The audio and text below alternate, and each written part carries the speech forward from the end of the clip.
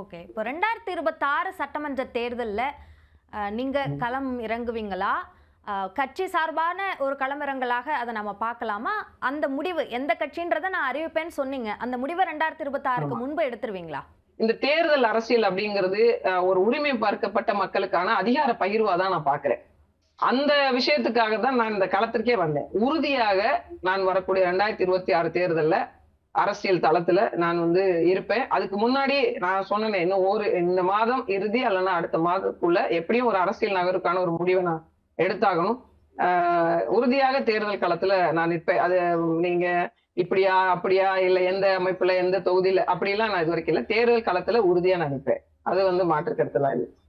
இப் இப்பவுமே நின்னுட்டு தான் இருக்கோம். இத தொடர்ந்து இன்னும் எப்படி நான் முன்னாடி 24 மணி நேர அரசியல் மாதிரி ஓடிட்டு இருந்ததோ, அது மாதிரி மீண்டும் இன்னும் ஓரிரு மாதத்திலே களத்துக்கு வந்துருவேன்.